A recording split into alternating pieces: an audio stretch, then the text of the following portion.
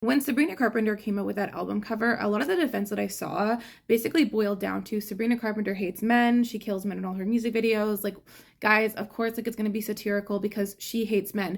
And I found that defense to be really interesting to me because I've genuinely never gotten the vibe from Sabrina Carpenter's music that she hates men. I've actually always gotten the exact opposite vibe, which is that she actually really loves men and she really wants romantic love.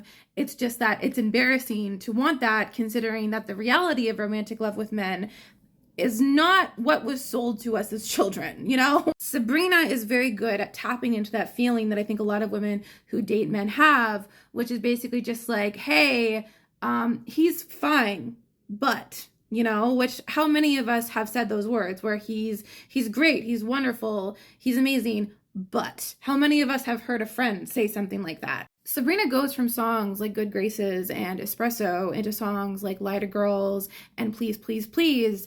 She's basically saying, I don't care about men. Men can go screw themselves, but also I do care. I actually do really care very deeply. Please, please, please. That song, an entire song was essentially just her going, please don't embarrass me. Please don't do things that will embarrass me in front of my friends. Please don't make me go to my friends and have to defend you. Please don't put me in that position. The title of the album, Man's Best Friend, speaks to the fact that women will defend their partner to the end of the earth, even as he's being crappy. How many of us on this app have seen examples of weaponized incompetence and we've commented things like, girl, just leave him.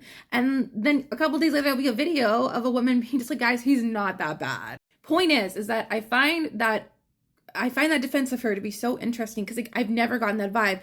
What I hear when I listen to her music, and honestly, the thing that appealed me to her music was that she's rapping this vulnerability, this desire for romantic love, which it's totally normal and fine to desire romantic love. We've been writing about how wonderful romantic love is for thousands of years. It's totally normal to want that.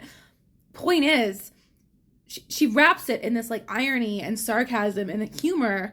She's being vulnerable and saying, I really want love, but the reality sucks and it's funny and it's ridiculous. Why am I doing this? Which I think is a feeling that a lot of women, when they date men, go through, where you do ask yourself, why am I doing this? Why am I defending this person? Why am I letting this person treat me like this? Why do I keep giving them chances? And it's because, well, what it boils down to for a lot of women is, I think, well, he doesn't hit me.